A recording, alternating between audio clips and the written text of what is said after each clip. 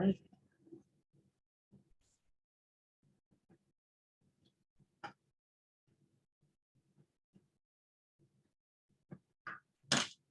Like these chairs. Like the chairs? Yeah. One little hiccup there. One of them fell apart once. Oh, really? Yeah. They replaced it, so we'll see. Okay, it's 6 o'clock.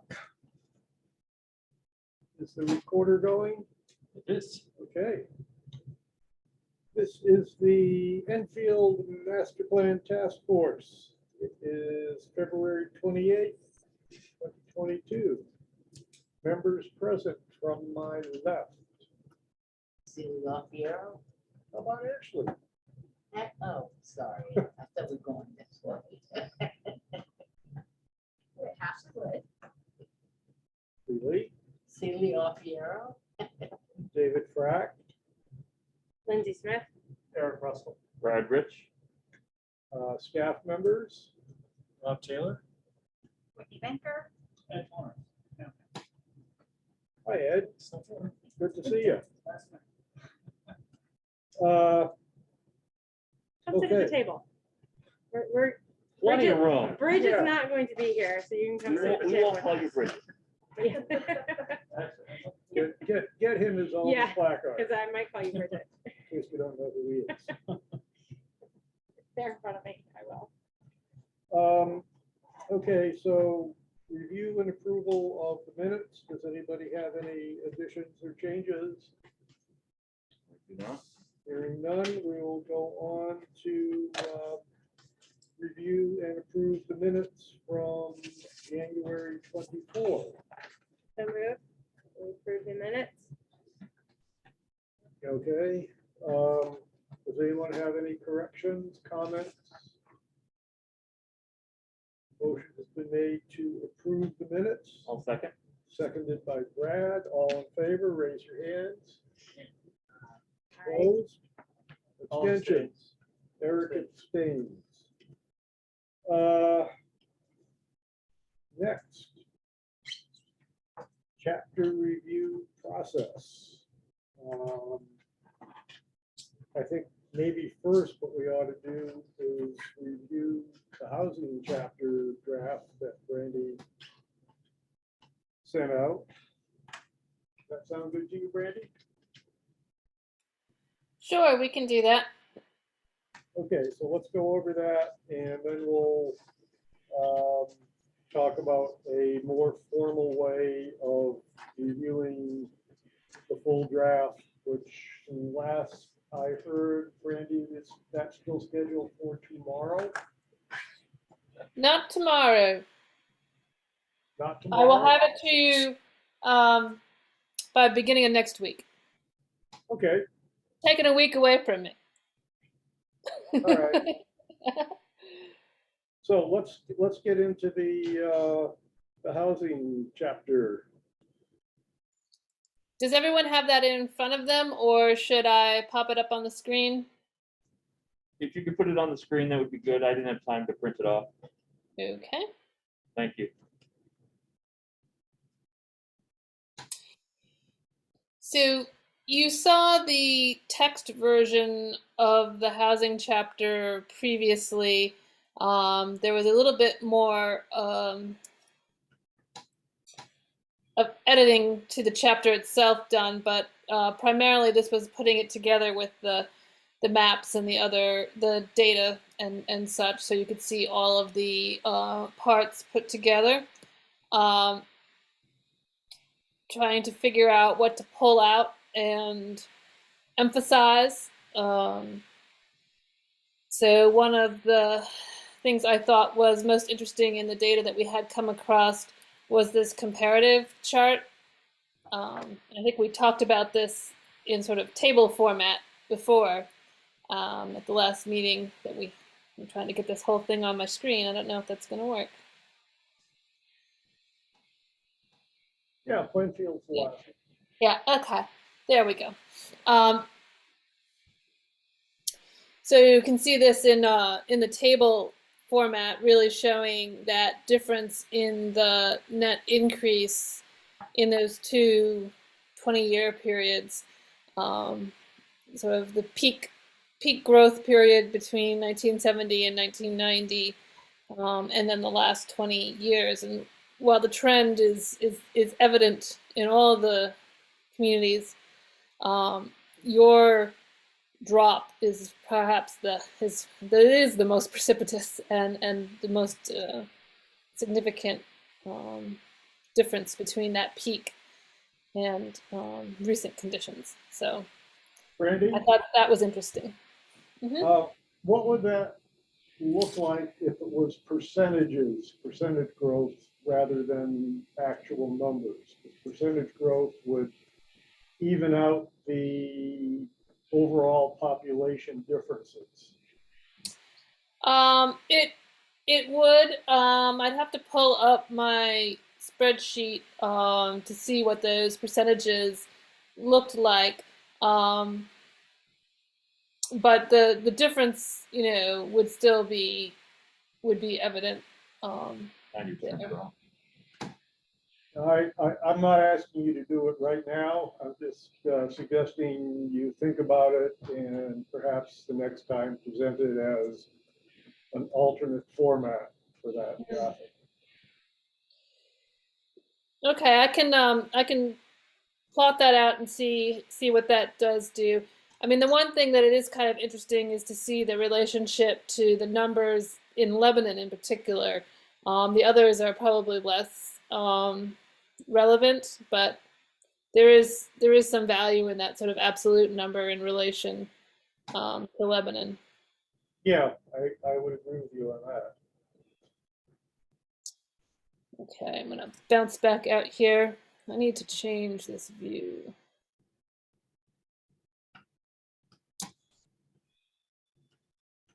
There we go.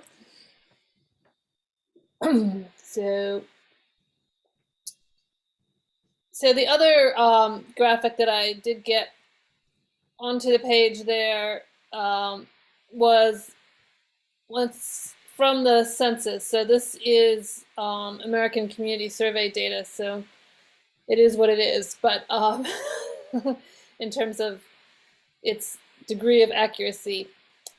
But in terms of the question of who, for whom is housing not affordable, so this is getting at that. So overall, more than a quarter of all households in the community, and then for renters, it's 35% of renting households, and so that's what the smaller numbers break out. So you can sort of see in that pie, that big pie, what's it made up, component parts.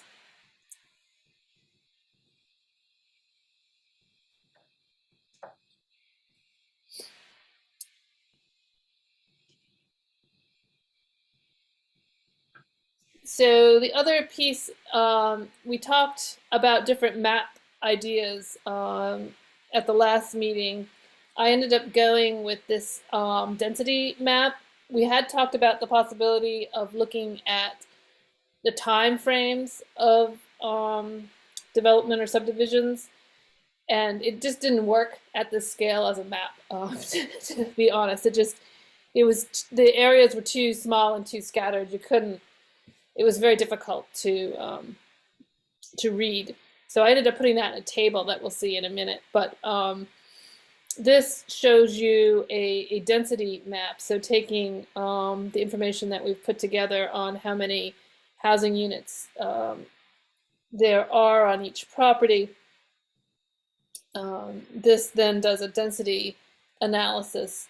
So the densest area of town is actually the condo development here, and even that is not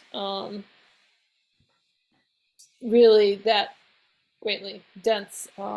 It's a little bit over 3 units to the acre there. You're getting close to that amount right in the core of the village. If we do manage to sort out whether there are more multi-unit buildings in the village that we haven't accounted for yet, that might go up a little bit.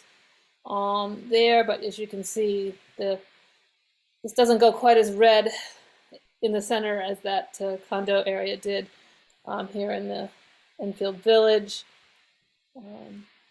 So this takes every place that there's a house and looked out 1,000 feet, actually, I think is what I used as that buffer. So you can see that there are large areas in town that are white.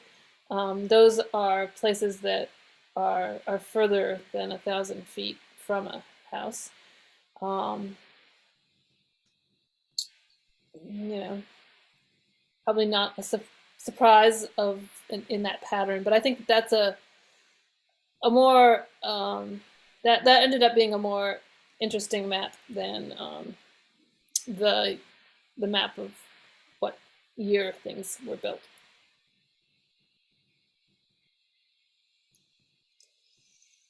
And then the little graphic in the corner down here, let me pop this one up big.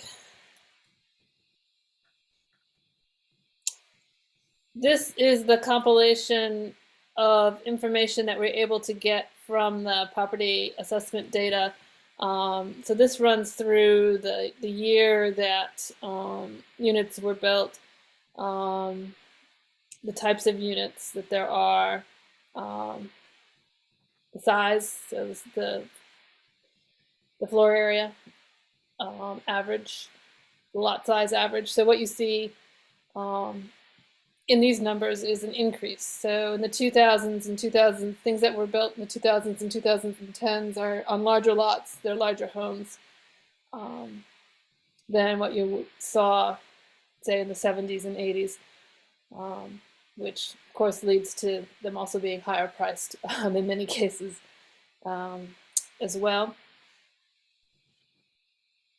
So that's just the rundown there. Was there anything in that set of data that people thought was interesting or surprising?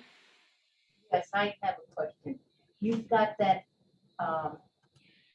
2000, you say it's in the 5 acre, average lot is 5 acres, Mm-hmm. and how, you know, the cost has gone up. How did you determine that? Because I'm thinking about all the lake properties that have built, gotten bigger, so their values have all gone up. And I sometimes wonder if that throws it off. So this is not broken out geographically that way. We could certainly answer that question about the waterfront properties as compared to non-waterfront property and what that does to the value. It does obviously increase the value if you're on waterfront. But these are sorted in this first part of the top part of the table by the year that the house was built. So we're looking here, you know, at 118 homes that were built between 2010 and 2019, according to the assessor's records, and then the floor area average of those 118 units, the lot size average for those properties, and the average assessed value for those properties. That's how I did that for each decade.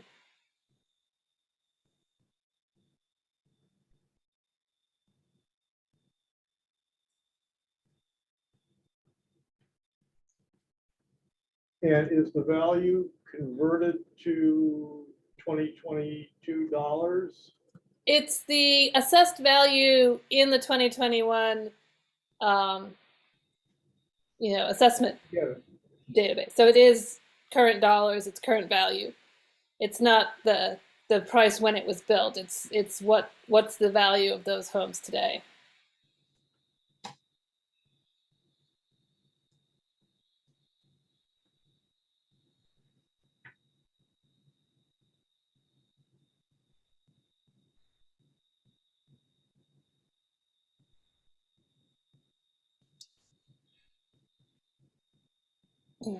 The one thing I think that is interesting in there, it would be something that you'd have to be able to go back and find, and I don't know that you necessarily can very readily go back, but it would be interesting to see, you know, if you actually could go back 10 or 20 years and see how many of the properties are listed as camps compared to how many of them are listed as camps in the current assessment data. So that's actually a category. So it tends to be it's the ones that aren't year-round occupied. I assume that perhaps a bit more on the rustic side in terms of facilities, perhaps in some cases as well. So that could be an interesting thing to get a better understanding of how that has evolved over time. But most of what's on the waterfront is no longer classified as camp, is actually in the single unit, or in some cases multi-unit or 2-unit category. One thing I find very interesting in this data is that, this shows that from in the 2000s, for that 20 years, we've added 411 new housing units. But our net on the upper one was only 96. So Yep. I think it sort of explains part of why a lot of folks feel like there's been a lot of building, but we haven't had any change in housing, because there are more than 300 housing units that went away. Because if we added 411 houses and our net gain is only 96, I think there's more than 300 that were removed. And we're trying to get some better understanding and make sure that that is actually lining up with what we can document from the permitting records. But that is about right, that there's about 300 units lost, taken out. So many of these homes that were permitted and were built in the 2000s and 2010s were replacements. So they were either replacements for camp structures, and they were replaced with more substantial construction. You've also been seeing quite a bit of replacement of mobile homes with either new manufactured housing or other homes. So that's been happening as well. So we have been trying to get closer to aligning what the Census Bureau data is saying with what your own permitting records and this assessment data shows. The numbers that we've been able to account for in the based on the assessment data, the numbers of units is pretty close to what the Census Bureau says you should have. So those numbers are not really far off. What is different is this question of net. So because clearly the assessment data shows that there's these new houses, in the last 20 years, but the net number has not gone up. So that suggests that they're there as that they were replacements of pre-existing units. Yeah, no, I think it's fascinating, because the other piece there is that it implied the average lot size going up to 10 acres implies that it was not replacement of camps on really small lots. There's some of that, but that might not be as much of it. My gut from having gone around the maps quite a bit and done some updates of the building footprints, as I've been going around with the air photos up, is that there's a lot of mobile home lost or replacement. Yeah. That's something that's quite recognizable in the air photos, and in the building footprints you can clearly make out that was a mobile home. And so that does seem to be, and those are on more rural lots. Yeah, no, this is great data. It's very interesting and well presented. Thank you. Obviously, it's well presented. I like it.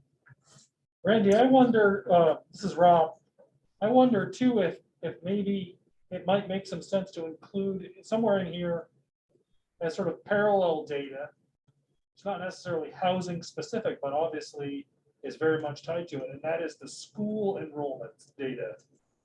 Because I think there's a trend line there. Not only are we getting bigger houses on bigger lots and older, but we're having way less families, less kids, and so the school enrollments are coming down. I know that's a trend that, and maybe you've already got it in here, you're jumping to something Well, else. I do have space still on page 28. So that is something we could add in if you've got those numbers available. So that's something we could think about adding in here to the more general demographic data that's on page 28. I think we could totally pull that. I think that, obviously that's reported in the town report, so we just have to go back through. Yep. Try to identify some kind of trend there. Yeah, that going back through the town report thing, it's on the to-do list. That might be actually someday I come up and just spend a little time one afternoon sitting here, sitting around in Enfield doing that, because I need to get the rest of the births and deaths out as well, which will also be an interesting perspective on this, because you can start to see the rate at which people are moving out versus moving in, and those numbers. So if I know the information's there in your town reports, it's a matter of sitting down with it for a little bit. So, What about people dying when you say they're moving out? How do you check that out as a, because it's an aging area, right? Most of your population are over 60 or whatever came in this, but I was curious about how many people actually die and for moving out. yeah, so what we can do is take the, and this is actually, you've got this in your 1995 plan, so this is a pretty typical set of planning data, is you take your births and you subtract the deaths, so then you have what we would call natural increase.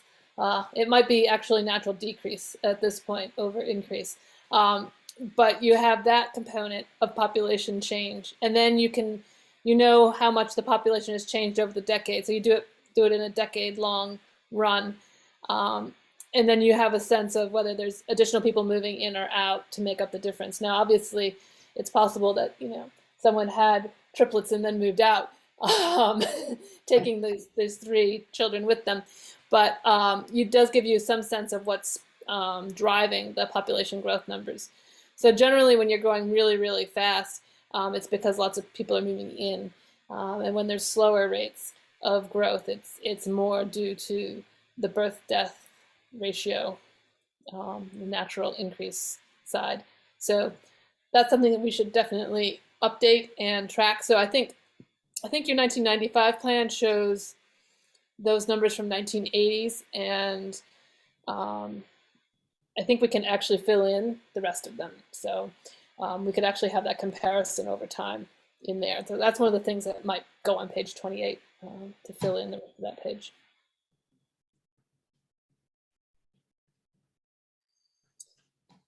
So moving forward to the next page.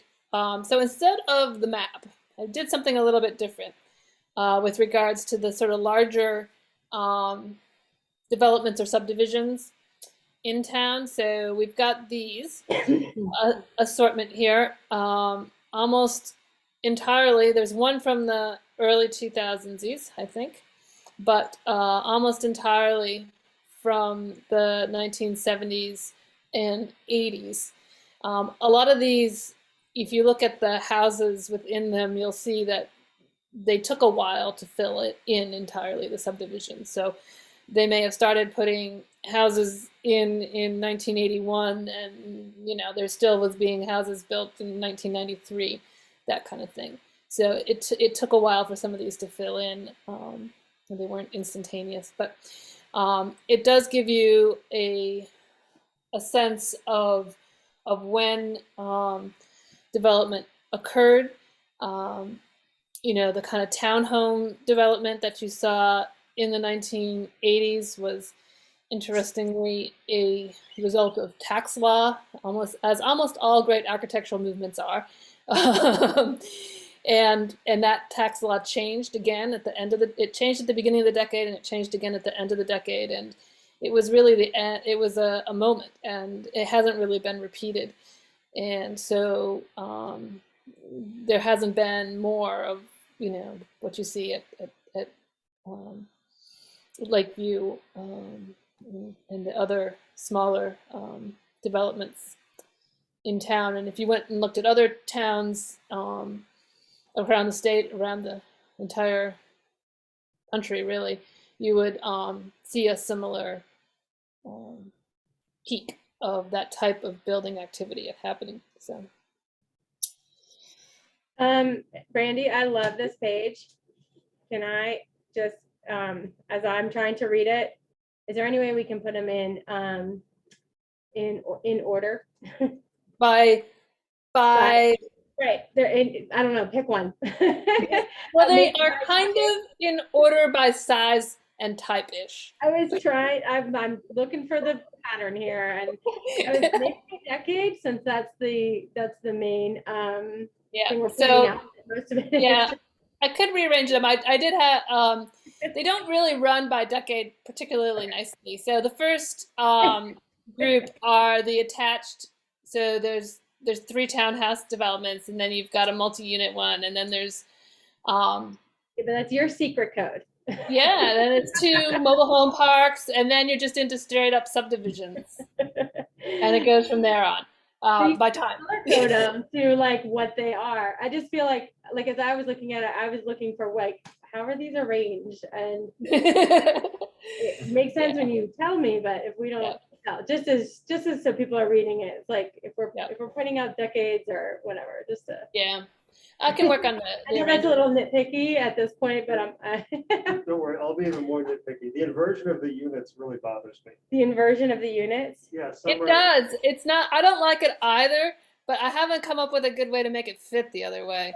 So you end up with this really weird thing where you end up, if you're going like units, per acre, which makes sense for the higher density things, you then get to the regular subdivisions, and then you end up with a weird number. Yeah, my suggestion would be that the denominator does not always have to be 1. You can put, on the acres per unit, you can put 1 unit per 4.2 acres. I could make them all over to 1 per, but you end up with fractions in no matter which way you go. Yeah, there's units per acre, and then there's acres per unit. Right. No, but I guess what I'm saying, you could, for me reading it, having it either be one or the other is better. And if you want to do units per acre, then just like for Eastman, my suggestion would be, 1 unit per 4.2 acres. And so it's just not you don't end up with a fraction or a decimal. It's a little clunky, but anyway, that's me being very nitpicky. I'll see if I can fit it. I was also really fighting to make it fit. I'll see what I can do. Yeah, that's so good. I always look for the patterns. I'm like, we're over here. Yeah. So yeah, I mean, I think the other interesting thing to look at these is sort of Eastman is interesting because that part of the development. I don't know if this is the case in other parts, in the parts that aren't in Enfield, but it's only half built. So there's 46 built lots and 46 unbuilt ones in Enfield. They're very ledgy, the ones that are unbuilt. That's the problem. Right. Yeah, they're probably not buildable. Some of them, yeah. They may not be. We've merged a few lots. Yeah. And I think that the ones that are not developed are just, there's big obstacles for that. If they were developable, they would definitely be developed, so. Well, I know we only have you for a fraction of time, so. Oh no, you have me for the whole evening tonight. It's the next meeting, the one on the 14th, that I'm gonna need to be. Yeah. Maybe I'm a week off now. Yeah. So that that's a way of looking at that. And I think the other thing that's quite interesting about this is sort of the size, the numbers of units. This is pretty much everything that you've got that's 12 up. There might have been one more sort of 11, 12 unit subdivision that I found that was kind of, I think I had an odd number and I dropped one. To be honest, I can't now remember which one I dropped. But there really isn't a whole lot more that's got double-digit numbers of units out there. So this is pretty much it. We're gonna hear from those people in the development that you dropped. They're gonna be like, where are we at? Yeah. I can't remember which road it was. I know it was based on which one I had a better picture for. So that was the deciding factor in Like, the end. have a better picture. Fitzgerald Drive. I think a good dozen to 2 dozen. Randy, did you drop Fitzgerald Drive? It might have been Fitzgerald Drive. Yeah. Actually, I think it was Fitzgerald. Yep. Yeah, I think it had 12 as well. We matched it up with Sargent Street.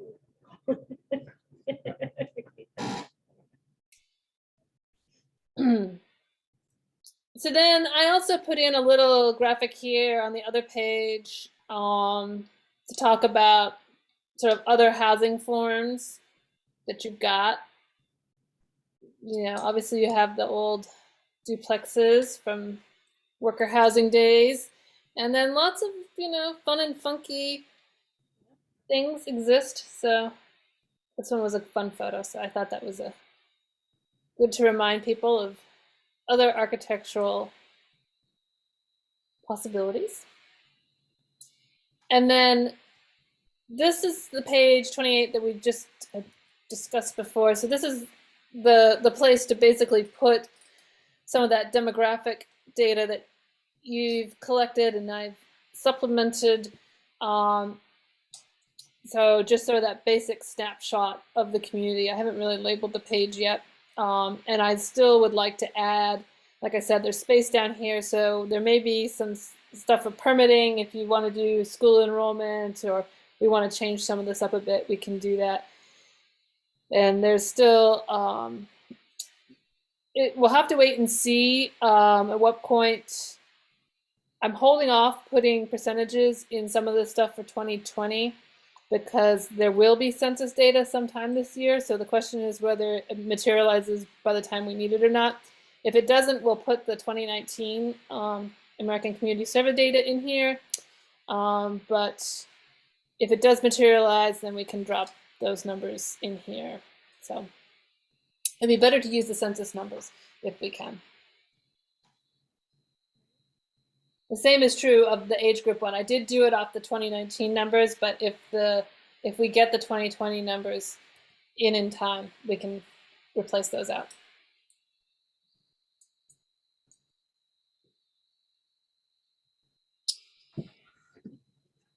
So that's basically the housing chapter. There's obviously a little bit more work to do to it here and there, but hopefully a decent first draft that you can take out and get feedback on.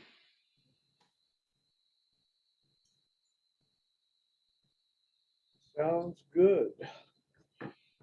So next we want to talk about how we are going to review each of the draft chapters once they become available. And we had talked a little bit about pulling together some focus groups on specific chapters. Tonight we want to talk a little bit more about how we're going to find the specific people that we want for each focus group. We want to try to set up some tentative dates, and we want to talk about facilitating whether that's something that if Brandy has the time and we have the budget, if we want her to be the facilitator, or if somebody from each group would be the facilitator, or if our semi-professional facilitator to my right will be our group facilitator. There's a bunch of options out there. And we want to talk a little bit about that. So let's try to nail down first the process by which we pick participants for each of the focus groups. And I know we've gone through some initial listing of the kinds of people that we want on each group, i.e. for housing, we might want owners, renters, lakeside,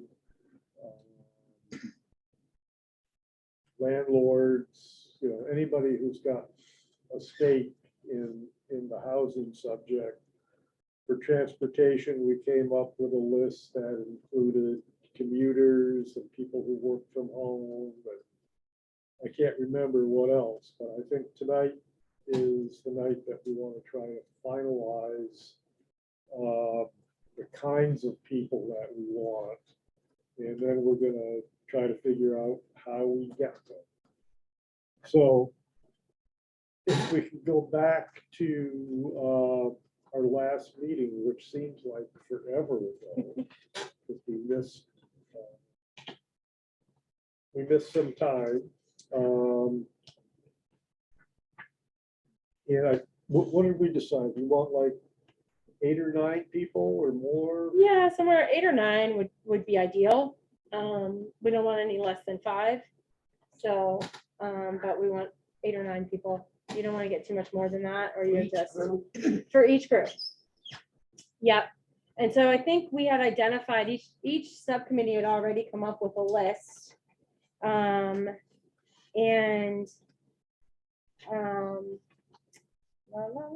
Yeah, so they're here in the minutes if you don't have them.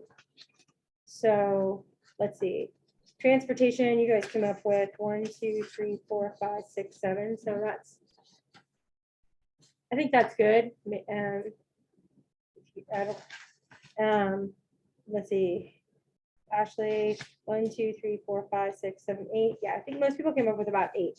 And that would be at least ideal. We don't, it's a little bit light on economic development, but we might ask for 2 business owners, versus just only 1. We can fill out the groups a little bit that way. So one of the thoughts is Brandy, you have a Survey Monkey. Yep. I can pop it up and show you what, let me see here. Okay. Or I thought was putting this out to the general public and having people, almost like how we applied to be on the task Sign up, force, having people sign up with clear instructions that they get to sign, like, I mean, I don't know, so the idea is like either sign up for 1, but if they're not guaranteed to get that 1 spot, or they can sign up for what they want, but they're only gonna get picked 1 time, Yeah, they could choose 2 or 3. Right, they if could they're choose 2 or interested in. 3, they might fill in a couple of those categories. Yep. But when we actually go to, I don't want to see David Brecht on 3 of those. Right. I'll just. I don't I don't want to call out some general public member that, but I mean, like, we just, we want everyone to be represented, whoever gets picked is only getting input on 1 chapter, and they may not get picked.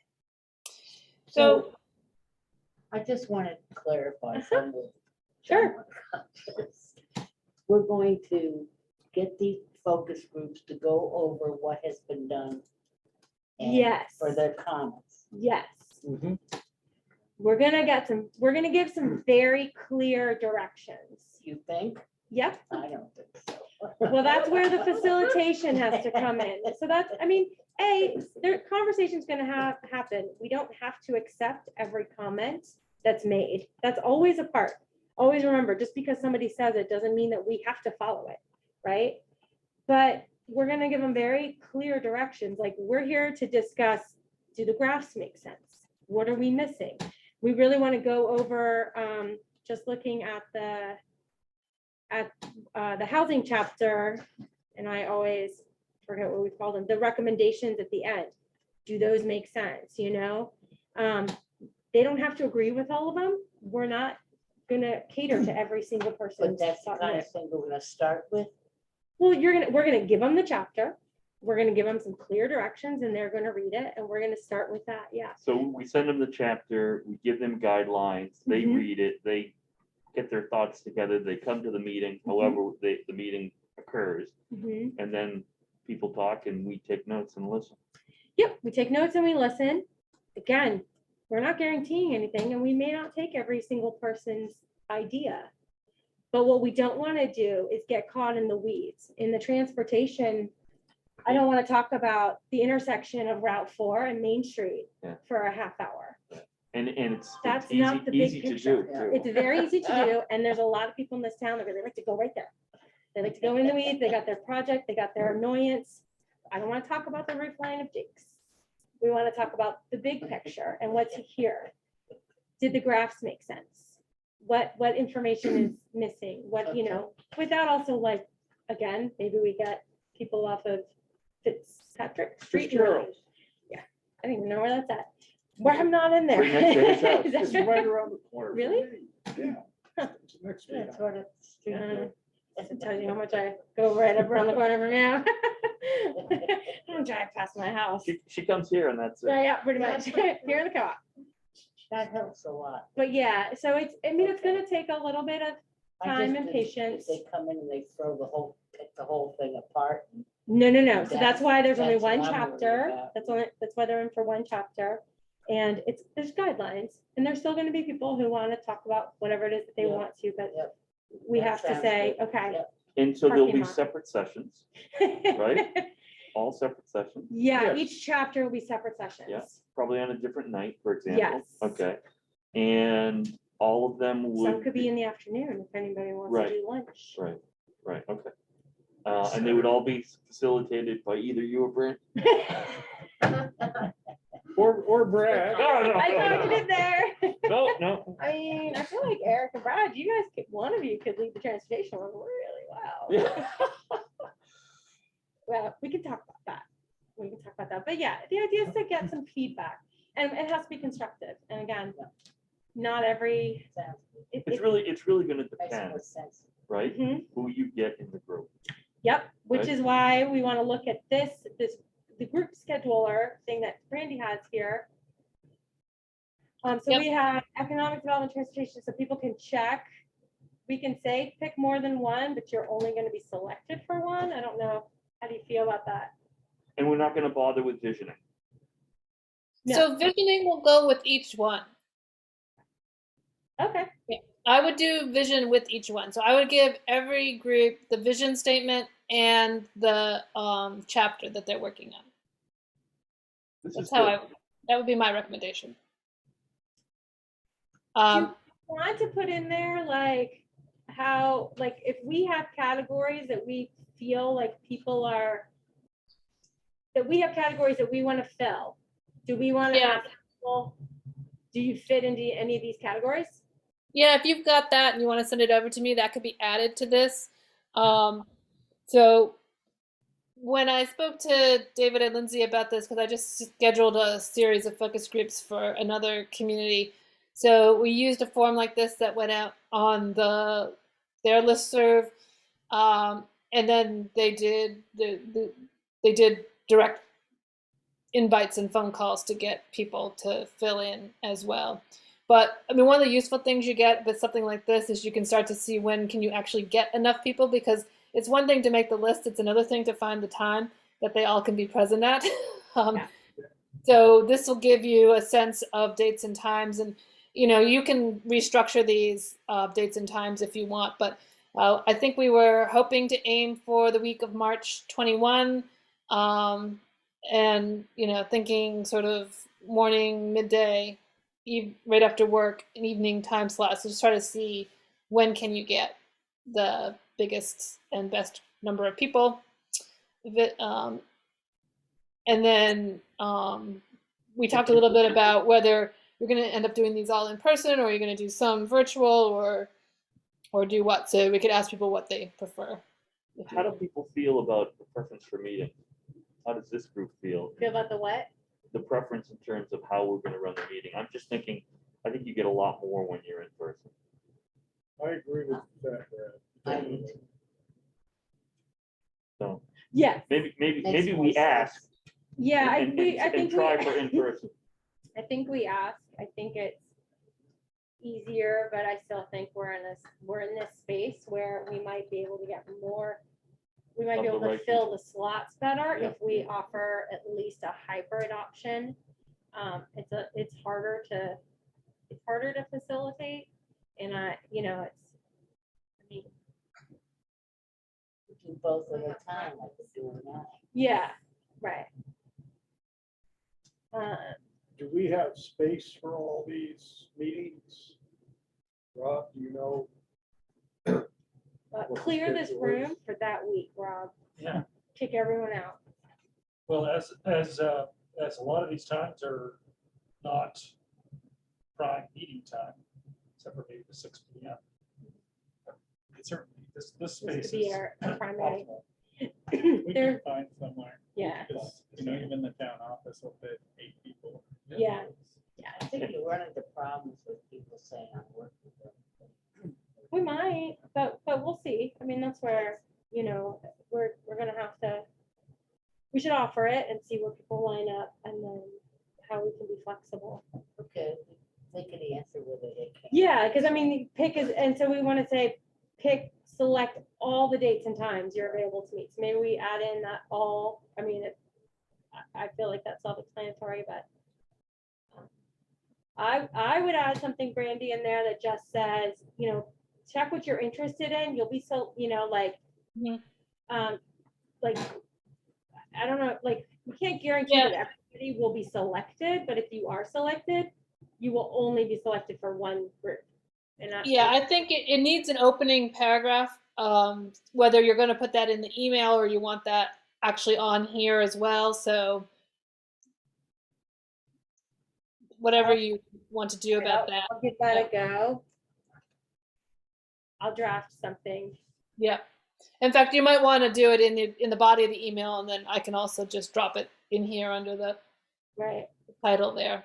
And then I think, yeah, if we can add in do you fill any of these categories for each one of those? That will help us as well. Try to, and people might fill, again, select as many as ours. So someone might be a hunter, a hiker, and a homeowner, Right. So it would probably be helpful in that little intro thing to explain that, you're trying to put together, diverse groups. And so that's why you're asking about people's characteristics or backgrounds. Okay. Yeah. And then it's selected.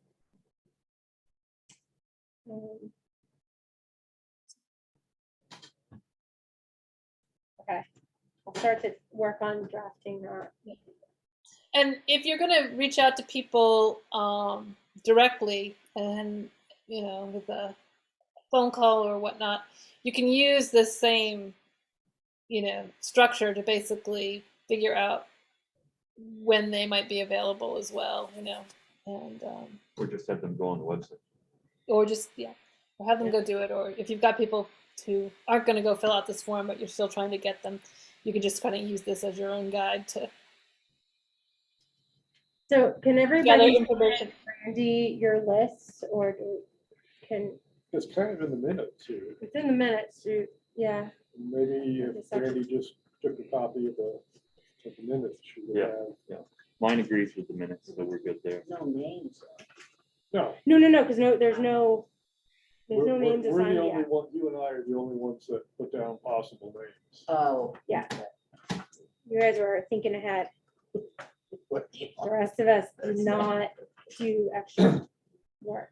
And I'm sure there's a few names, depending on the group, that we want to avoid people. We don't, we're No not way. going, Well, we're not gonna say not that. on the way. record.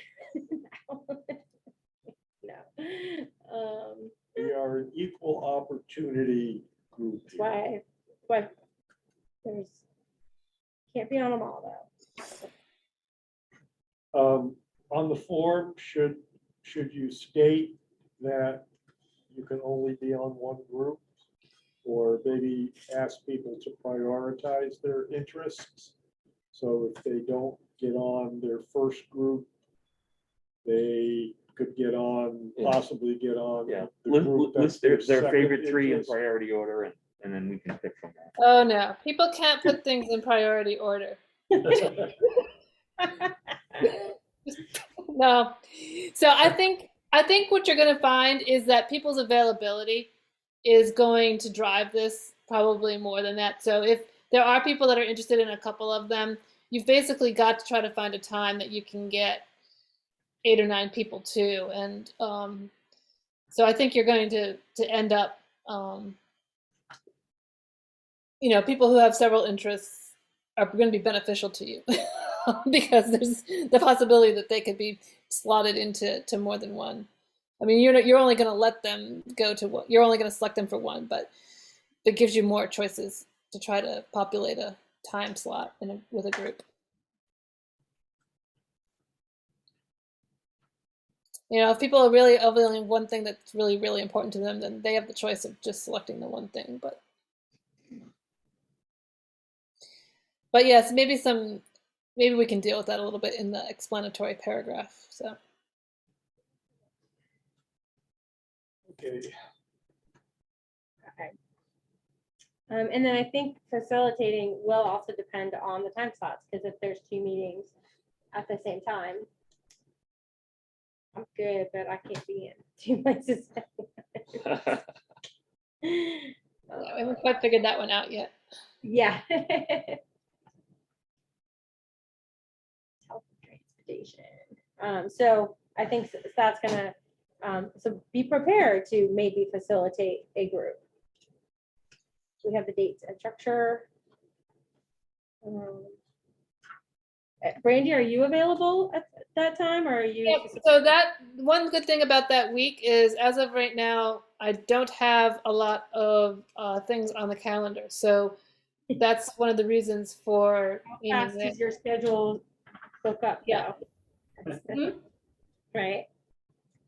I'm in this weird cycle right now where things are clumps. So that's the week where there is a non-clump week. Okay. Good. We'll see if we can fill it for you. Yeah, you can clump it. Yeah. One bit. Any other thoughts on that at this moment?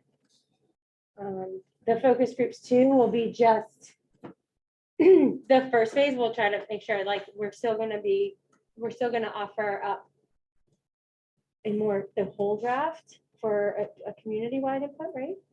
Mm-hmm. After we do Yeah. the focus group. After we do the focus groups and after town meeting, most likely. Yeah.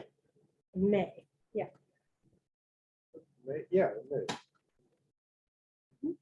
Question? Yeah, there's just one question that I don't have any clue on. But right, when we ask for feedback generally, like in the focus groups, it's, it's a contained, structured environment. But sending it out to the general public for just general feedback, all we're gonna get is negative. Right. The people who say, oh, that's great, are very unlikely to submit feedback at that point.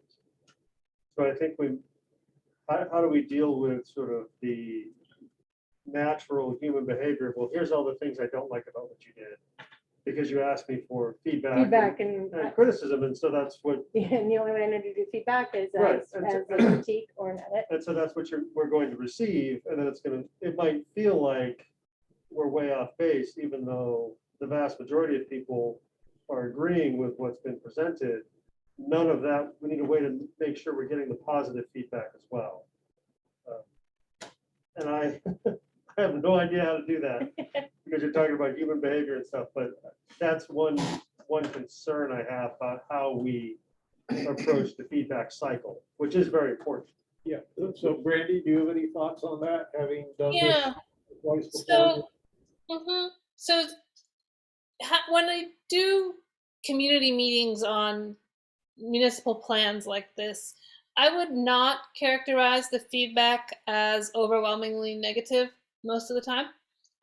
In fact, very rarely overwhelmingly negative.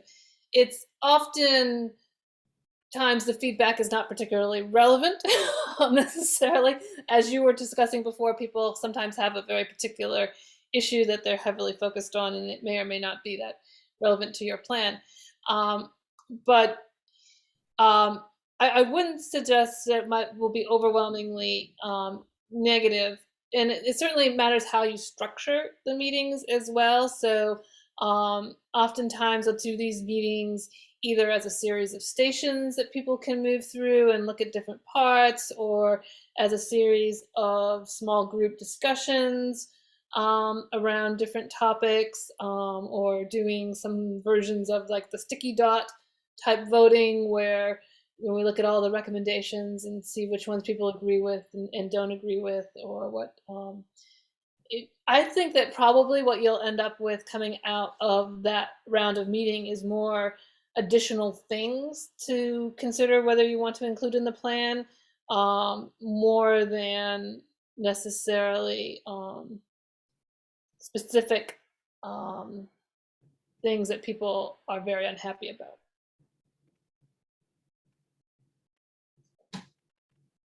Okay.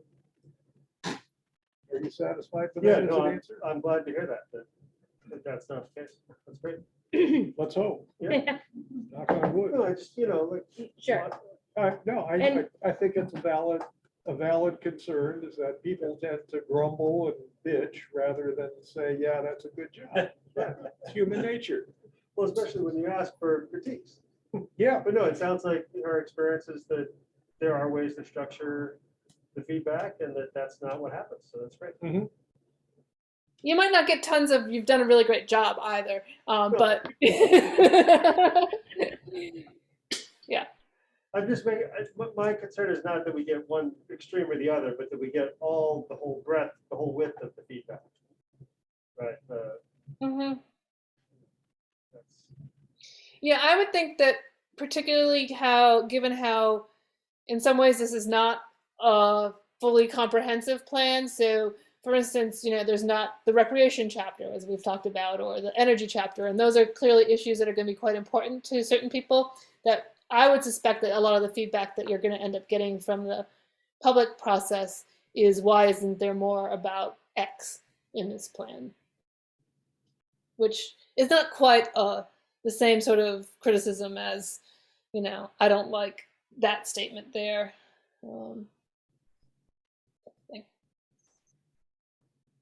yeah, I think we can probably head a lot of that sort of comment off by having a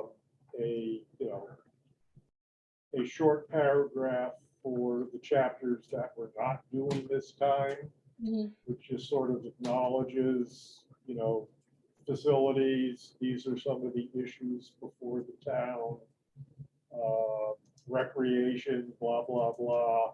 And we will expand on these over the next year or 18 months or whatever. So if we could actually say that in the plan document, I think that'll just short circuit a lot of those.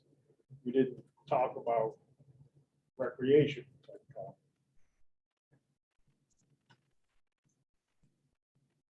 Just my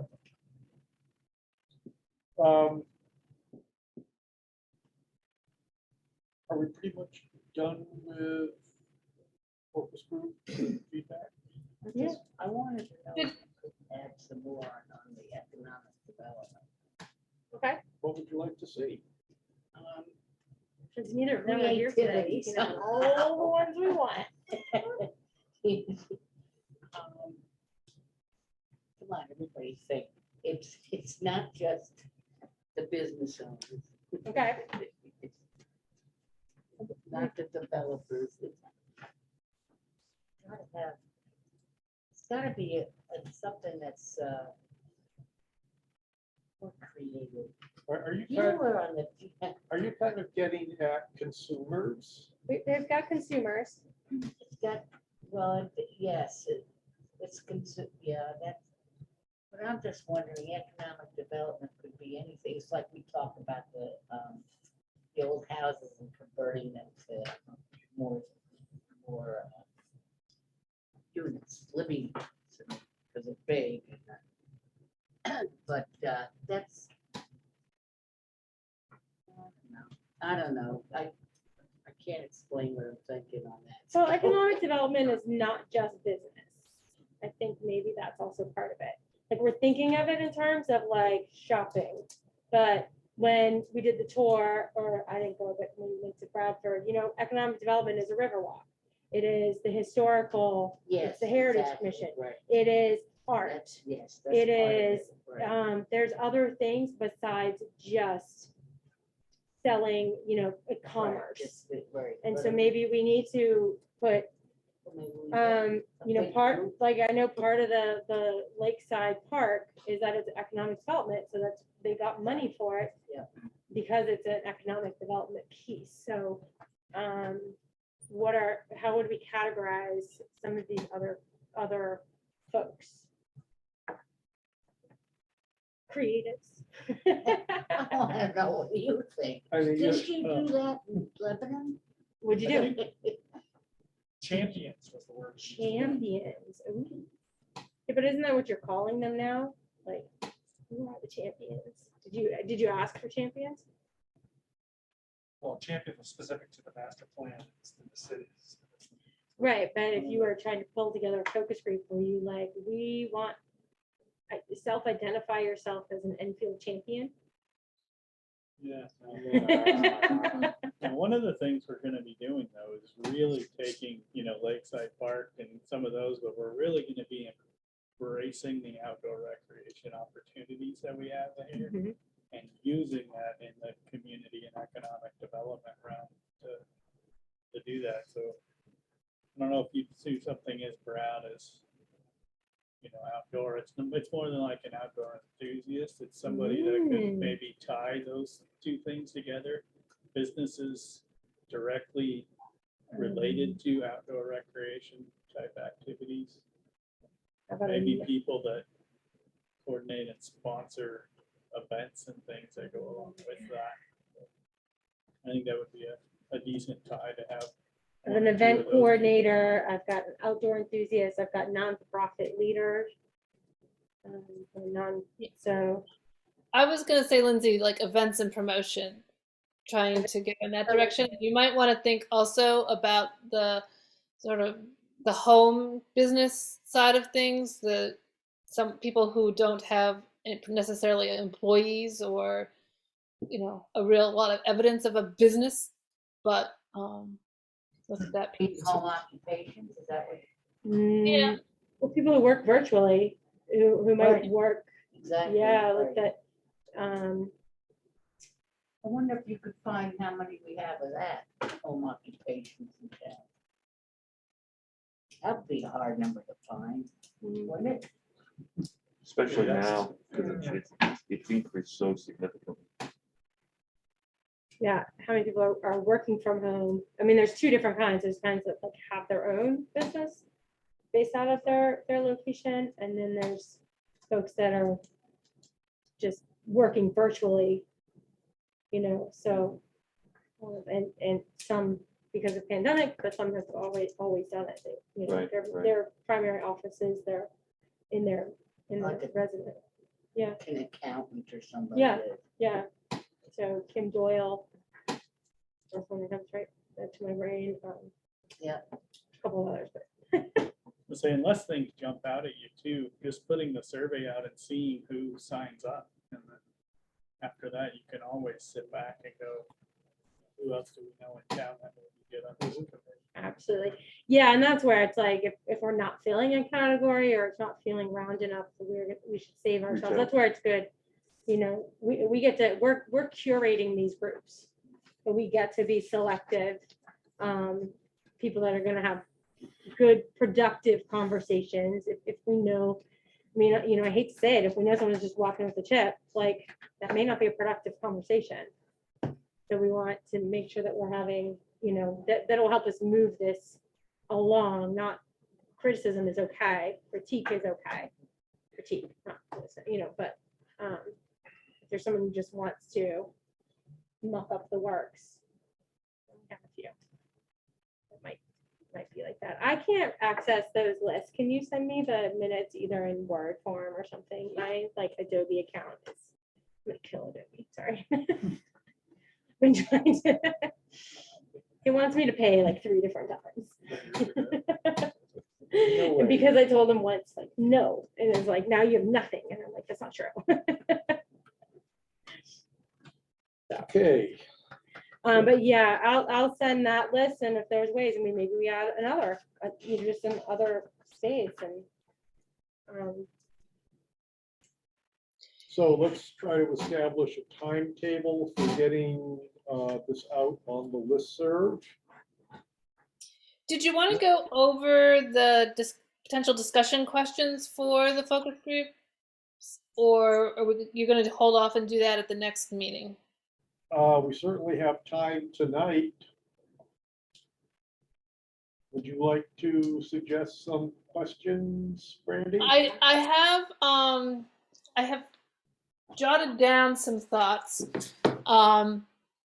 in terms of just sort of a broad structure, so that you might adjust for each one a little bit, but try to have, I think it'd be good to have basically the same framework across all the chapters.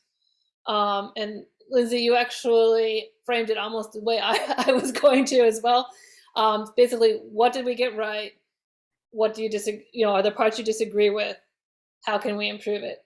And did we miss something that should be included? And focusing in on the recommendations. So I think if you do have an introductory round, have people go around, introduce themselves, have some sort of icebreaker question, like what's the most interesting thing you learned reading the chapter, or something like that, right? So that we start getting people chatting a little bit. And then I was thinking you'd be able to do the vision statement and guiding principles, run through those questions basically along the lines of what did we get right? What did you disagree with? Did you disagree with anything? How can we improve it? Did we miss something?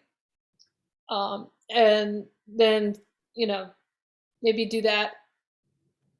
I wouldn't spend much more than 15 minutes on that part. And then so you'll have the bulk of the time to spend on the actual chapter.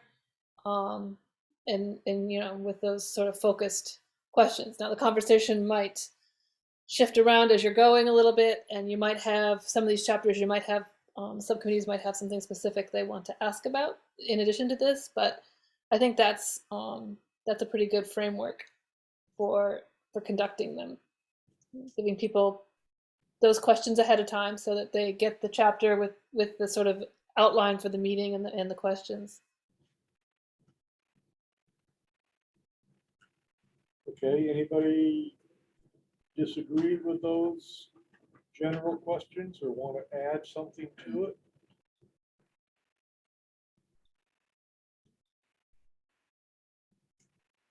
So timetable. This is let's call it, this is March 1st. We want to do these the week of the 21st, which is essentially 23rd, which is essentially 3 weeks from now. You've got a little bit of editing to do. yep. I'm gonna suggest that we put it out around March 9th or 10th. Is that after town meeting? Yeah, okay. Yep, like, let's just get through next Tuesday and get results out on what's on the ballot. And then we can, I just feel like there's this next week, that the listserv is just gonna be muddy with, it's already muddy.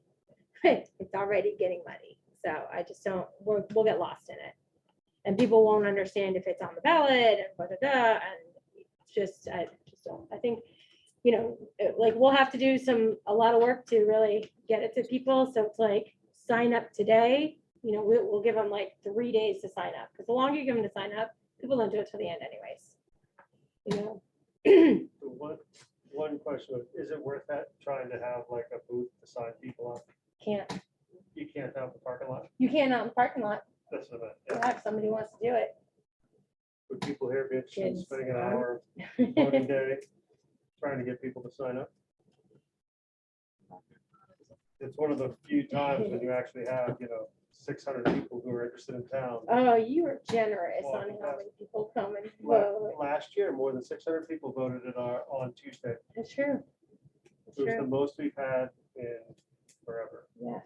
We made voting easier, and people voted. Where's, we? Yeah, voting was made easier. Yeah, I know.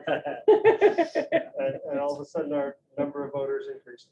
I mean, I don't think it's an accident. I'm just, Yeah. but anyway, no, it's, you're welcome to, you'll have to be outside no, I and in the, and across, like, over by the bleachers Yeah. where the electioneering zone is, and I'm not out, well, No, I no, you're can't, I'm not. busy, but anybody else who wants to.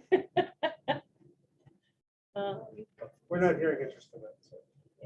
Yeah, beyond that, I would love to get it out this week, but I just feel like it's gonna get lost between candidates or before, apparently he's up. Stuff like that. If you have some specific people that you were planning to target more directly, you could start with those folks that you're Okay. going to reach out more directly to, and then save the listserv blast till after. Yeah, so what we'll do is get all the information to you, Brandy, to get it together in the, in the Survey Monkey portion, and then we can share that. And so if you have somebody that you're really interested in, send it to them directly. There's nothing that says that we have to only do it via listserv. So if you, But the listserv is a pretty small group. and it is a small group, so it is, and we can put it on our website, but this is where, now if you've thought of folks, and I know you guys thought ahead, you'll have this and say, here, I really think that you'd be great, and we can start to just target people directly versus making it relying just on a public announcement on our not 100% town, not everybody in town's on. Does that seem, so we can do that, but as soon as we get it back from Brandy, which will be in a few days. Yeah, I can work on that back and As forth. soon with as you. I can, I'll get you those. Finalize. Yeah, we can finalize the language back and forth. So then and I think that, if we open it up to the public, like the 9th or 10th, maybe the afternoon of the 10th, right? Like results come out the morning of the 9th, afternoon of the 10th, and then our calendars. I feel like we just shouldn't have it, and then they have until the 13th, which is Sunday, 4 days. If people don't do it right away, and we can do a couple of reminders, and then that gives us, we'll have to sort it out really quickly. That we have the 14th is our meeting, but they have until 13th. The 14th, we will spend our time at the meeting because Randy will be here, and we can sort that out and invite people and send them the chapters, and then they have a week to read it. Yep, that should work. A doable plan for everyone. So at that meeting, we'll plan to look at the results, and then if we have to fill in other holes. Yep, so I'll be able to join you on the 14th for about 30 to 40 minutes or so. So we can talk about other things if we need to, but we can also spend a bunch of our time.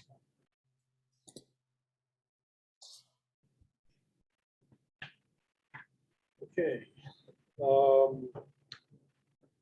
We have talked a few times about getting feedback from renters. Never really developed a plan for that, other than to say, maybe we try to do a focus group with just renters. Has the window closed on that, or what do people want to do? Do we want to add one more focus group to the mix? Specifically for people that are Is there a way we can get a list of people that rent in town? Is that information? We got it. Okay. Yep. A list of names with addresses or contact info. Yes. It started with Maynard. Maynard sent me an email, and then Jim and I worked together. We came up with it's probably 25 landlord type, Mike Davidson, Neil Maha, those kind of people that we got their phone number, emails that we were able to assemble. So we've got a pretty good database there of renters, people that actually rent their properties. So we wanna go I through was that. thinking more people who are tenants, not landlords. Right, but we need to go to the renter, people that are renting, say, can we get to your tenants? Okay, I That's see the the problem, process. yes. So have you gotten the list of tenants or can you get, Not yet. no. not yet? No. We can go, we can start reaching out to those people. If you guys are interested. Knocking on the doors. Well, what I'm curious about is if we're going to them, are we asking them to take the survey? Because that's where we were missing them, is in the big survey. And if so, what does that do to all the chapters we've now written with survey data? But yeah, my thoughts were that we were gonna get a focus group of renters to try to get some feedback from them specifically, but And we could do, I mean, If you could put one together, have them look at the housing chapter. I mean, that's really where you were looking for the input. That's where there's a big hole in the housing portion of the survey, because you didn't really hear from renters. So if you could do that, then you could also just broaden, have a sort of other concerns kind of question as well. Give them an opportunity, but So if you guys are game, I'm willing to take that on myself. That angle. you got it, favorite way for things to get done.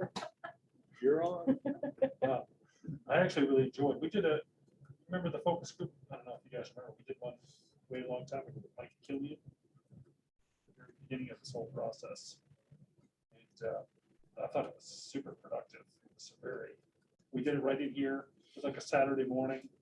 Did you have snacks? 12, we had snacks. Snacks are essential. I brought chocolate milk.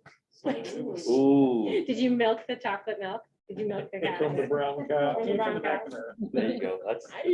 That stuff should be illegal. That stuff is awesome. Unbelievable. And yeah, so I will, if you guys are game. That would be I'll take great. that up. I mean, Yeah. anybody that wants to be involved, by all means, join me, but we can get going on that. That would be great. Thank That you. would be good. So we know what we're doing in March by way of committee meetings. I would think April, 2 meetings, we would be spending our time analyzing the feedback that we get from the focus groups. And I can, hopefully we'll have a lot of good comments and we can do, both of our meetings in April, I think would be very productively So, spent. so we meet on the 14th, then the week of the 21st, we're all doing something depending on the focus group. And the next meeting is April 4th, is the next meeting? Yep. Is that right? No, No, April 28th. 11th, April what? 11th, Okay, thank you, 2nd. thank you. Are we forgetting about March 28th? Well, that's the 5th Tuesday, isn't it? Oh, Tuesday. I mean, No, Monday. we're Mondays.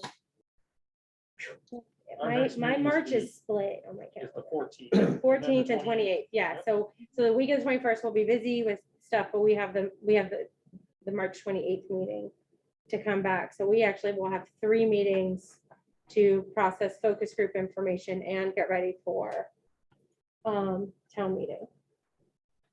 That sounds right. So the 28th, the 11th, and the 25th. Okay, thank you. I won't be here the 11th. I won't be here the 28th. Excellent. We'll talk to you about that after. Okay. And then we have town meeting on the 30th, right? Yes, we do. Who knows about town meeting here? Hey, shh. You better be there. I'm gonna need feet warmers this time.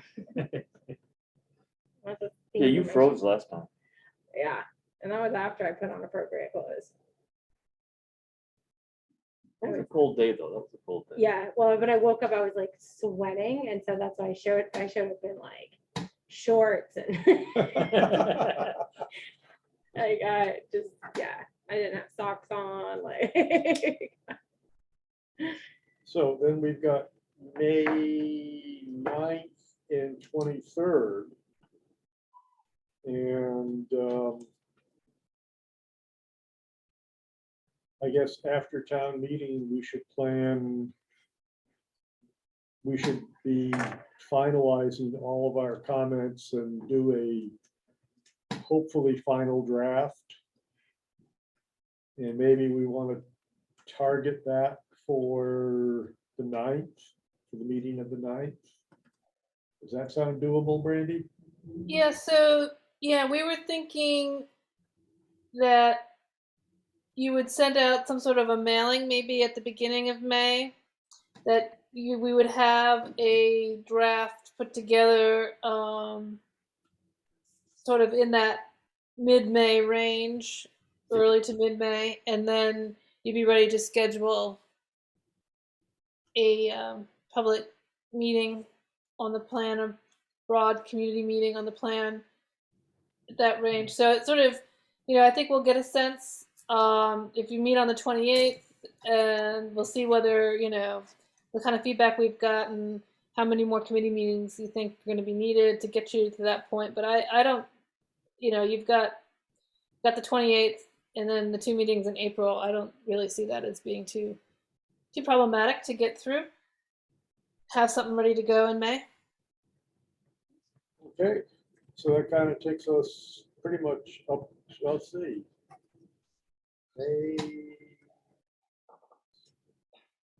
Yeah, okay. So we don't have to get into Memorial Day weekend. That's a good thing. So I think we've got our schedule pretty well organized through the end of May, by which time we should have a final copy that we can present to the select board and to the planning board, which will then vote to accept our master plan. We're ahead of schedule. First four, right? What? First The time. first four. Yeah. Yeah. Yeah. But, we want at first five. Visioning. Vision. Now, So we want to get the 5 chapters that we promised people, that we decided we had funding for. We want to get those signed, sealed, and delivered before we start on the next 3 or 4 chapters. Great. So sometime in May, we want to think about who wants to stay on this group. Are people burned out? Do you need a month off to re-energize? So that's just kind of something to think about for the next couple of months. I think we've got a really good group who works well together.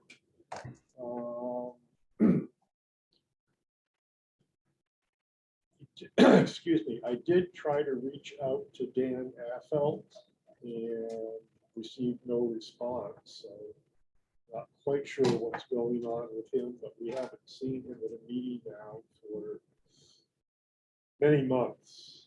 I don't know why Phil is not here tonight, but he did come to the last planning board meeting, which was, I think, last week. So I think he's more attuned to coming to the in-person meetings. And I don't know what his reason is for not showing up tonight. But you know, after we get this done, I would personally like to keep working with all of you if you have time and energy left. If not, then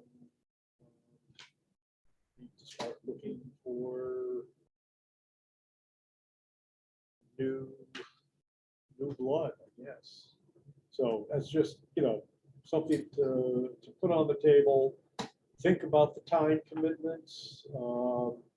We've been doing it together for, well, it'll be a year and a half by the time we get the whole thing signed, sealed, and delivered. Time flies. What? Wait.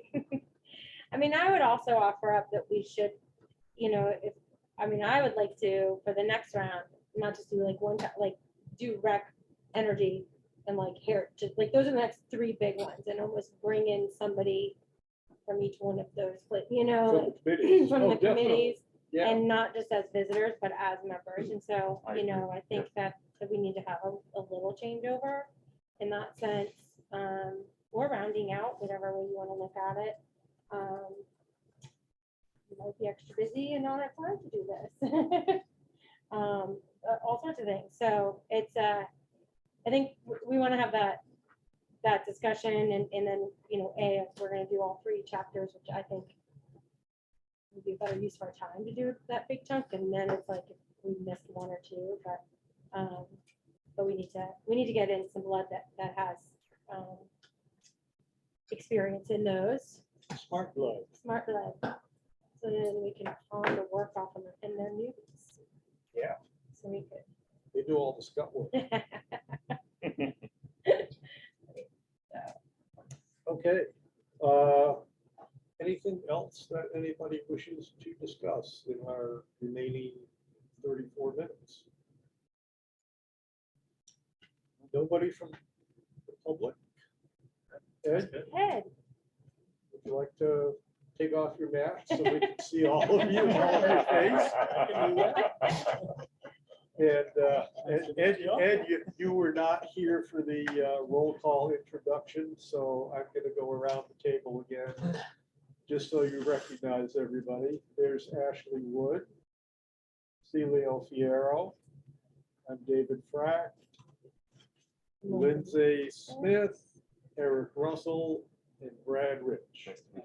And Brandy Saxon is our expert professional player. I'm wrong. That's what. Oh, I'm sorry. I figured you knew Rob by now. yeah, Yes. Anything you'd like to say to the group as new town manager? Not much. It's great. One of the things I said in my interview was it's really good being a new town manager coming in when a master planning session is going on. It's, you know, it's great to come in and be part of that process and see what the community really wants to do. And a part of another town, another city, when you come on and it's a 10-year-old plan, it's kind of hard to put a lot of faith in that, but coming into a new plan and the new surveys and seeing where people are, it's good to come in on that ground floor, and I'm excited to see where this plan goes and to be able to take it and make it more than something that just sits on the shelves. Start moving it forward and using it to plan the future of that field. Good, we're on the same page. Awesome. I like that. Okay, somebody want to make a motion to adjourn? I'll make a motion, we adjourn. Second. Motion made and seconded, all in favor? Aye. Opposed, abstentions? I have a question for Brandy before we go. Mhm. What's the name of the kitty cat? yeah. That one's licorice. Licorice. That's great. How many Yes. do you have? Yeah, there's a gray one floating around too named Ash. So I did not want these two cats. I wanted barn cats. And you might notice this is not a barn quite. It's almost as messy as a barn right now, but it's not quite the barn. So I lost. How many animals do you have? Too many. There's a lot more paws here than there are feet. So yeah, so the cats are supposed to be in the barn taking care of the rodents, and they have someone has fallen prey to the cuteness of the cats, and they are now inside destroying the furniture. Yeah. So I'm really excited about it. If you enjoy the prancing around of Licorice, you can watch the Town of Norwich meetings. He features heavily in those now. Have a good evening, guys. You Thank later. you. Bye-bye. Bye-bye. Okay, Vote on Tuesday, community building, we're 8 good. AM to 7 PM. Don't be early, don't be late. I'm sorry, the time again? 8 AM to 7 PM, not No, quite 12 hours. You're supposed to say vote Early early, and vote vote often. often, yeah, no. I can't vote yet. That was Dave's line, I can't steal it. So, don't show up early, don't be late. Vote on time. Okay, good. All right, So, Okay, all the positions Yeah. filled on. 28. 28. I think there's one that does not have somebody running for it. Okay. Social events. So there's a couple of people that have expressed, Obviously, sort of mild interest in you are gonna have to chair that. being writing candidates. Yeah. I would So hopefully, So there may not be a spot. well, no, Flip-flop. if I get elected, my spot opens up. the next Okay. one. It doesn't open up if I Yeah. don't get elected. Okay, well, I think you're good. And then I'll be going I to think, 11. I don't want people to, so my spot opens up regardless of what happens to these elections. I'm Do going to so do I need to do Oxford anything at this point other area, than? so like in this, At this point, no. I don't know if that day we'll be going to Memphis or. I'll introduce, you. no, I Half can hour introduce you to from the two people on the committee. Yeah. But I think a lot of it is just, So Well, the second part of my so I mean, question basically in is the past, the I committee am has looking been able to for choose how to somebody Yeah. fill their Yeah, spots. yeah. And so, like when we had spots, when I was chairing and we had spots, we just made a public, Yeah. anybody want to be on it? Yeah. I think I am. You respond and it's considered. Okay. All right, because of course it should be open to anybody, there might be somebody else. that So- really- Yeah, absolutely. You know, All right, so I'll wait to hear but from there you. won't be a lot of spots. Well, you never know. No, there Right? won't be, I mean, I know, you know, having filled every spot. Tentatively, I have, I don't know that I technically lead in. what they go Yeah, to. there won't be, but no, I'm glad you're willing to do it. Yeah, absolutely. Yeah, I'm sure. Tentatively, I'm going to leave on But I may Saturday go to that, People who want probably have to them, right, and be back continue to move the sometime town forward. Monday. Okay. Yeah, I don't know And what there's, time. and who understand that there's I a don't know difference yet. between being Flying, driving, history prudent to being cheap. full on together. For sure. You know, How did the two meetings go with That's not a the problem. building? That would be great. Well, I went to one of them, so I had $55 I back. coached basketball at the other one. 55? So I missed our meeting. Yeah. I thought it went very well. Stay there overall. unless you don't want me to. People You're not far enough away. or- You're Yeah, I think close there were a lot enough of that people who it's were okay. genuinely listening. But a lot of times they say, but if you And don't Phil want, Schiffer, like, who chaired that committee, that's up he to gave the a really homeowner. nice summary. To stay, that Where was we actually stay. Okay. And I'm hoping we I get. mean, him to often I be- do, He's a but very quiet guy, you know, but he really, he's a retired police officer. And he really, he Whatever came in you very want. skeptical to the committee and, you know, Either glad they were or. like, "Oh, we're gonna do this because I'm good wherever, yeah, so. you know, about ourselves. but- Yeah, they're sort of pushing back. Again, like, I've And had so one hopefully time, hopefully people were we'll- like, yeah, we just want you to come, and He they speaks lived to a like at really the far end skeptical of group in Enfield, and town. I was Sure. like, Which is a Dare. It really worked. Any information on? because you're right around the corner, so. Yeah. But it's nicer Yeah, for so I mean, session. I know that Ed was gonna update those numbers, because the town's tax valuation changed. You know, but you're looking at, They're trying to identify. No one. I feel like What was that's, the I'm last- actually All it starting is servicing the debt, right? this That's the number. weekend for the Divided by- leases.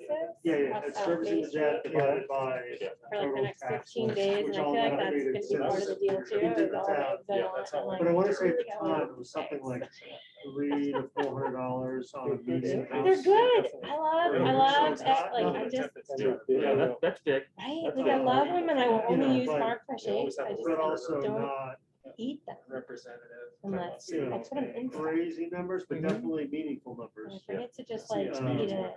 You know what that, and then you get into all the soft, During, yeah. like the the soft, last couple of things months, when they such went as rain you and can sell to those properties. Yeah. Yeah. Subsidized. Develop them, you know, that's. Yeah, rental we'll have to accounting. do we'll do a, But certainly figure out one the of travel those, plans. it's very easily. I'll just go ahead have and a block $3 off million all that time, so Yeah. nobody else, So, You know, Saturday, so Sunday, and if you have a $2 million tax bill, Yeah. We have, You know, them you're- together and we talk about it often, but we don't I go. mean, Yeah, you do depending on Shed my Street and that, Right. you're paying like I that's I on might just even the be back Yeah. in time for the fully meeting. redeveloped. Yeah. You know, Who that won't knows happen if for it's 6-7 years, so there's a delay. It really does open up some opportunity. And then the other side is And, the midget is gonna go that's up. such You a may nice think it's forest. gonna Yeah, go down, but just, the you bigger know, and buildings, new that, buildings, again, it's gonna be depending on what you interesting. figure Well, out no, for the travel. mix will probably go down for a while. We have so much that we aren't doing. Outside of, you know, work and That's on cool. the And regular our stuff. energy costs should go down. Okay, Cool. sounds good, thank you. A better building. Um, So I would think, you know, because like, so Phil Neely, who's now the Feel fire like, I chief feel we're on the cusp here. and was previously building inspector, He's very. just, I was talking to him today, and he just I sort of think went we're through the on fire the- station. What do you on need the to say? downhill On the side. downhill Improve it, side, not the yeah. community I really code, feel that we're. just to Yeah. stabilize it as is. Like just that thought of like, Exactly right. oh. Just to stabilize what we don't want. Yeah. I think you Not to had an actually original improve it. timeline, like presenting. You know, in but just September. between the roof and the furnace and the air handling Yeah. and the doors, you know, there's half a million For for March. just. No, I think we were gonna do the same thing, we're gonna have a Keep it presentation, running but then we So, still I mean, our plan to maintenance like, costs so are there would still be more very input. significant. We're We putting wouldn't $500,000 even, I think in we this put down building. September twenty Which twenty-two. is totally, Consequences. you know, As like self-inflicted. presenting final draft to the You know, select and so we board. don't want to make that mistake again. It was We're ahead of exactly what schedule. needed. I mean, Never you Depending know, on council. Yeah. initially, So you know, the idea was this was. It's a gonna be lot of money. about There's no 18 way month around that. process. Yeah. And that's But I kind of think we where, want to have that's quality where it's facilities. coming It's on in. its way up, for sure. People who work for us, they have to do it. So there. Excellent. And I think there's other stuff benefits that we really can't promise, but I really think our facilities are hurting our ability to recruit people for fire and engine. You know, I think building these facilities will extend the viability of being volunteer. He was off to the races, put in the charge. Because right now, nobody would walk into those facilities and say. And "This feel, is-" and feel good about it, yeah. They feel good about it. You know, like some of the simple stuff in the fire department, you know, they can't, He's down here telling the stories. if about- they go to a place and they're fighting a fire, and the fact that contaminated gear they're wearing, they have to walk through all the public spaces in order to get to where they actually clean and wash it. And now all of your spaces. He said he showed up, he was the only one that had. Which is just, ice it's not, cleats. it doesn't meet any of the regulations. Everybody else, Right. he said it was You know, so Scooby-Doo we're- on the ice. And that's a I sent just an email. soft Yeah. risk, but we got tons of liability. Perfect. So it's. I just super was easy. like, No Well, just additional not requirements. Yeah. allowing